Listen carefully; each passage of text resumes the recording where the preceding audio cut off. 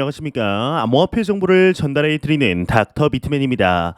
네, 평일의 마지막 금요일도 슬슬 마무리되고 있습니다. 어떻게 오늘 하루 잘 보내셨나요? 이제 내일이면 즐거운 주말이 시작이 되는데 오늘 남은 시간도 잘 마무리하시길 바랍니다. 네, 현재 크립토 마켓의 경우는 지속적으로 높은 상승세를 보여주고 있습니다. 이 미 증시가 고꾸라지더라도 올해는 크립토 마켓의 가격을 보면 작년이죠. 엄청난 하락장의 고통이 생각이 나는데 이 상처들을 치유하기 위해서는 아직 갈 길이 더욱 멀죠. 일단은 코인 마켓캡에서 메이저 탑10 코인들 가격 한번 살펴보도록 하겠습니다. 네, 일단 시가총액 1위의 비트코인의 경우는 전날 대비 2.36% 상승한 38,800달러대를 나타내고 있습니다. 이외에 이더리움은 전날 대비 무려 10% 상승을 하였는데요. 2,100달러대를 돌파한 모습을 보여주고 있습니다. 6의 XRP 또한 7.24% 상승한 0.54달러대를 나타내고 있는데 비트코인의 더미넌스, 이더리움의 더미넌스 각각 살펴보게 되면 46.4%, 19.8%를 나타내고 있습니다. 그렇다면 과연 선물 투자자분들은 현재 포지션 어떻게 잡고 있는지 롱숏 비율 한번 확인해 보도록 하겠습니다. 네, 일단 비트코인의 경우는 숏 포지션이 71%로 우위를 점하고 있습니다. 이더리움 역시 마찬가지인데요. XRP의 경우는 이와는 반대로 롱 포지션이 51%인 모습을 보여주고 있습니다. 미 증시는 어떻게 마무리되는지 한번 보겠습니다. 지금 다우존스, S&P 500, 나스닥 100, 나스닥 종합지수 모두 빨간불을 나타내고 있습니다. 상승했다라는 뜻이죠. 이 달러 인덱스를 보게 되면 전날 대비 마이너스 0.17% 하락한 모습. 이 환율의 경우도 전날 대비 0.61% 하락하면서 1299원대를 나타내고 있습니다. 이제 1300원대가 무너진 모습을 확인할 수가 있네요. 네, 이제 이틀 전이죠. 4월 12일 미국의 3월 CPI 이 소비자 물가 지수가 5% 상승하며 시장의 예상치를 하회하게 되었습니다. 이로 인해서 미 증시뿐만 아니라 크립토 마켓 또한 상승세를 보여주고 있는데 이러한 상승의 기저에는 이제 다음 달이죠. 5월 이루어질 FOMC에서 금리 동결 혹은 금리 인상을 하더라도 마지막이 되지는 않을까 하는 기대감이 반영되어 있는 것인데요. 예, 지난 1995년 금리 인상이 종료된 이후 이 증시는 어땠는지에 대한 내용이 담긴 기사가 있어서 한번 가져와 보았습니다. 과거의 같은 사례를 통해서 정말로 연준이 마지막으로 금리 인상을 한 후에 어떻게 시장이 반응할 것인지 유추해 볼 수 있겠죠. 내용 같이 보도록 하겠습니다.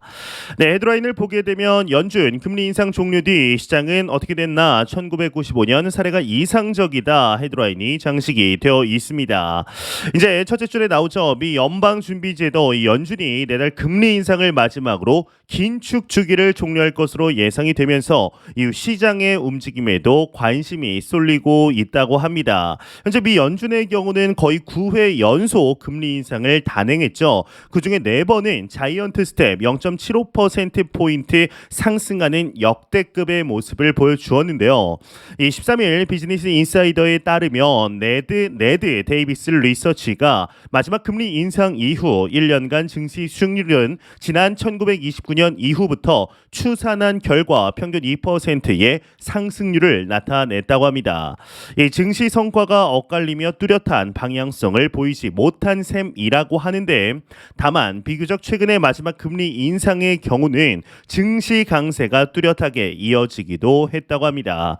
지난 1995년 연준의 마지막 금리 인상 이후 S&P 500 지수는 향후 1년간 무려 35% 올랐고 지난 2018년 연준의 마지막 금리 인상 이후에는 1년간 28% 상승했다라고 하는데 이러한 지수들이 두 자릿수대로 상승했다라는 것은 엄청난 불장이었다라고 보시면 됩니다. 개별 주식들은 거의 2배, 3배씩 상승을 했겠죠. 이 NDR은 1995년의 긴축 주기가 이상적인 표본이었다며 이 연준이 인플레이션을 냉각시키면서도 경제가 붕괴하기 전에 긴축을 중단하는 것이라고 평가를 했는데요. 지난 1960년대에는 마지막 금리 인상 이후로 주가가 대부분 하락했다. 과거에는 연준의 긴축이 경기 침체를 초래한 경우가 많았던 셈이라고 합니다. 그러면서 1981년과 2000년의 경우에는 마지막 금리 인상 이후 몇 달 만에 경기 침체가 찾아왔다며 1986년과 2006년의 경우에는 경기 침체가 1년 훨씬 지나 나타났다라고 설명을 했습니다. 이제 과거 역사를 돌아보면은 이 마지막 금리 인상 이후로는 이 소형주보다는 대형주를 보유하는 게 나은 것으로 분석이 됐다라고 하는데, 지난 1929년부터 총 14차례의 마지막 금리 인상 이후에 6개월간 대형주 대비 소형주 가격 비율은 7차례 하락을 했다고 합니다. 그리고 마지막 인상 이후 1년 뒤에는 총 14차례 가운데 8차례 대형주 대비 소형주 비율이 낮아지며 평균 3.3% 떨어졌다고 하는데요. 또한 이제 마지막 금리 인상 이후로는 수익과 배당금 전반적인 안정성 등을 바탕으로 양질의 주식을 선정하라라고 조언을 했다고 합니다. 이제 앞의 내용이 다시 반복돼서 나오는데, 이 연준이 다음 달 25bp 금리 인상을 하며 인상 주기를 마치고 이르면 오는 7월부터 금리를 내리기 시작할 것이다. 피벗이 일어날 수 있다라고 예상을 했다고 합니다. 네, 여러분들은 어떻게 생각하시나요? 현재 이 금리 인상을 연준이 종료를 한 뒤부터 비트코인의 정체성이 확실하게 정해지지 않을까 생각이 드는데요.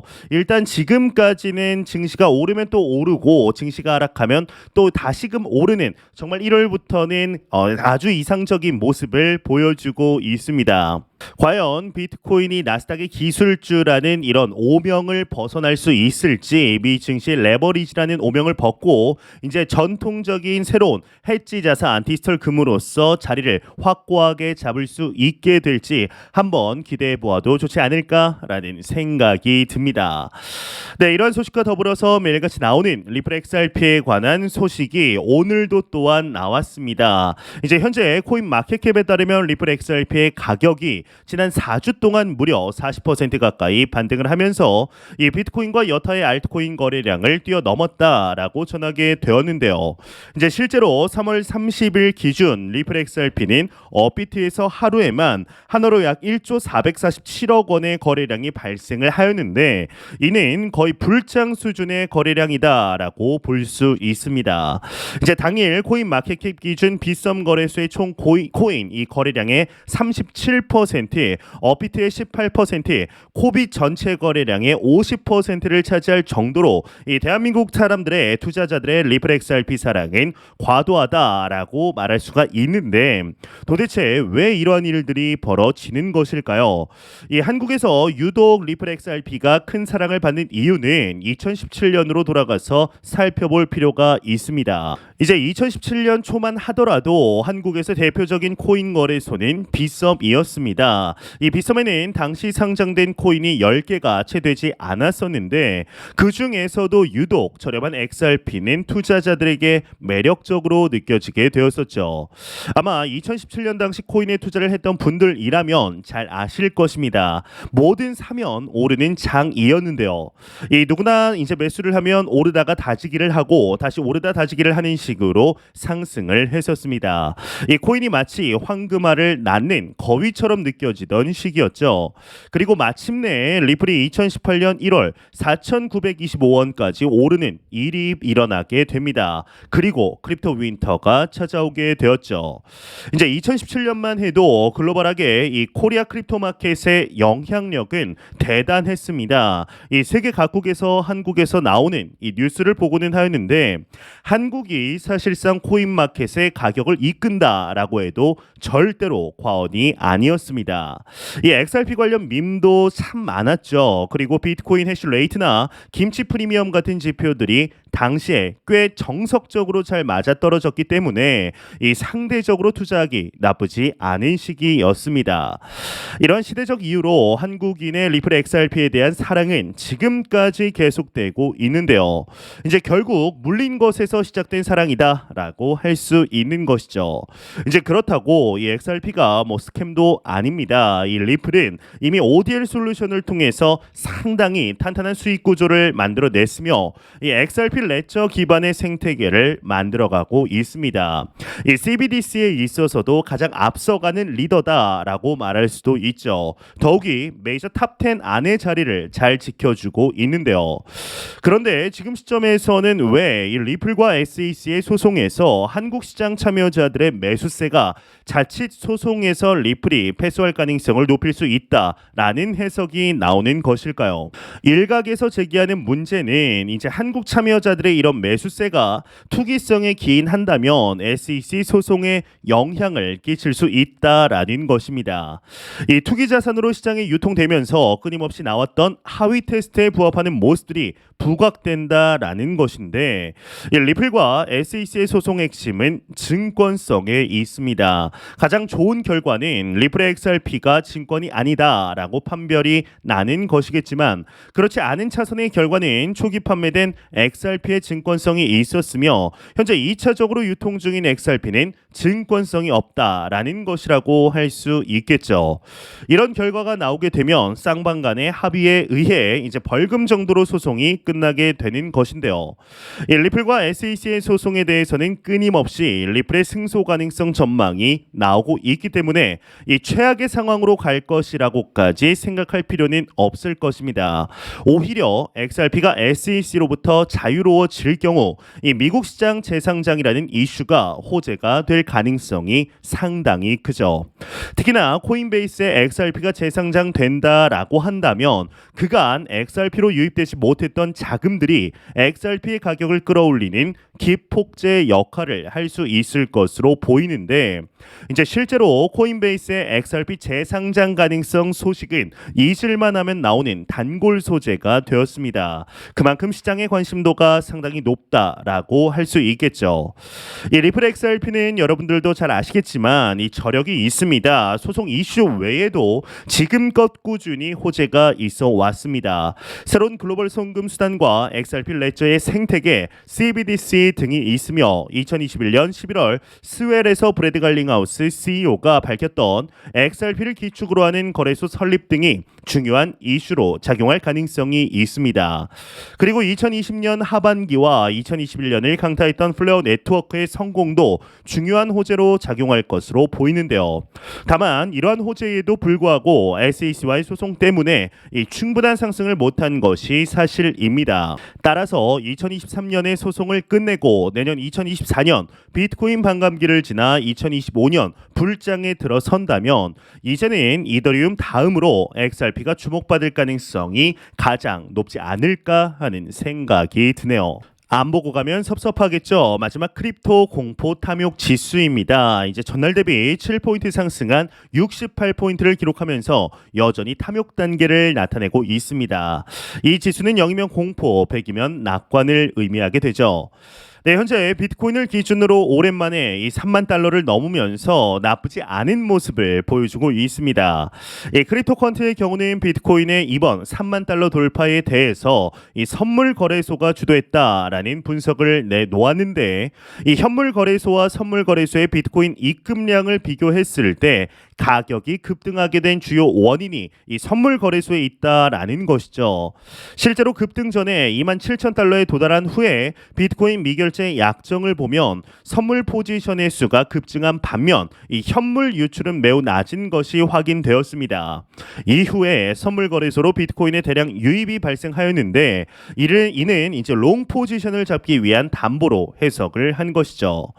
이제 그러면서 선물 시장에 의한 급등은 변동성이 크다는 점 또한 강조하였습니다. 하지만 이런 해석은 사실 닭이 먼저냐 이 달걀이 먼저냐의 문제인 만큼 이나 이제 큰 의미를 갖기가 어려운데, 결국에 현물이 되었든 선물이 되었든 비트코인이 추가 상승한다는 사람들이 시장에 더 많았다는 것을 뜻하기 때문인데요. 그런 점에서 이번 4월도 그간 많은 4월 달들이 그러했듯 비트코인의 우호적이었습니다. 통상 신고점을 찍고 바로 하락했던 과거 사례와 달리 이번 비트코인의 가격은 3만 달러를 상당히 잘 지켜내주고 있습니다. 김치 프리미엄도 상당히 안정적인 모습을 보여주고 있죠. 비트코인의 상승이 전체 알트코인의 약한 상승을 일으키고는 있지만 현재는 사실상 비트코인과 그 외 알트코인으로 시장이 완전히 갈라져 움직이는 모습입니다. 일부 펌핑 코인을 제외하면 비트코인에 이목이 쏠려 있는 것이 사실인데, 대부분의 거래소에서 비트코인이 가장 높은 거래 대금을 보이고 있죠. 이것은 크립토 윈터가 완전히 종료되고 상승 사이클의 초입에서 나타나는 전형적인 모습입니다. 이 비트코인으로 자금이 몰리면서 비트코인이 완만한 상승 이후 급등하게 되고 비트코인이 고점 어딘가에 도달할 무렵 알트코인들의 불장이 시작되었죠. 그 시기는 아마도 2024년 말에서 2025년 초가 될 가능성이 상당히 높습니다. 이게 불행인지 다행인지 현재 비트코인에 대한 대중들의 관심은 여전히 적습니다. 뭐 거의 없다라고 봐도 무방한데요. 이 몇몇 뉴스에서 비트코인의 상승 소식이 전해지고 있기는 하지만 대중들이 환호할 만한 수준은 아닙니다. 이 비트코인 투자자들은 이런 상황에 오히려 감사해야 합니다. 지금부터는 하락하더라도 계속해서 분할 매수를 해야 하는 상황인 것이죠. 이 결판은 빠르게 나지 않습니다. 그렇다고 슬퍼할 필요는 없습니다. 2024년 말까지는 분할 매수를 할 수 있는 기회가 매월 열려 있다라고 받아들여야 합니다. 이 비트코인을 과연 개인이 얼마나 살 수 있을까요? 개인은 많아봐야 몇백만 원 수준일 것입니다. 이 정도로는 아무리 상승한다고 한들 우리가 바라는 경제적 자유에 도달할 수가 없습니다. 비트코인을 매수하려면 최소 1,000만 원 단위까지는 올라가야 하죠. 개인적으로는 비트코인이 다음 불장에서 30만에서 50만 달러까지 상승할 것이다 라고 보고 있는데요. 그냥 비트코인이 2025년 만기 적금이다 라고 생각하시면 마음이 편할 것입니다. 이 전례 없던 기회가 우리에게 찾아오고 있습니다. 명상 말씀드리지만 절대로 단기적인 시각으로 이 시장 바라보지 마시고 장기적인 시각으로 또한 오랫동안 함께 할 수 있는 여유 자금을 통하여 투자를 꼭 진행하시길 진심으로 바라보도록 하겠습니다. 네, 제가 준비해온 소식 여기까지입니다. 영상이 도움이 되셨다면 구독과 좋아요 그리고 광고 한 편만 처음부터 끝까지 시청 부탁드립니다. 이 채널은 오직 광고 수익으로 운영이 되게 됩니다. 항상 영상 시청해 주시는 시청자분들, 구독자분들 너무나 감사드립니다. 오늘 남은 시간 잘 마무리하시길 바라면서 저는 더욱 도움이 되는 영상으로 찾아뵙도록 하겠습니다. 지금까지 닥터 비트맨이었습니다. 감사합니다.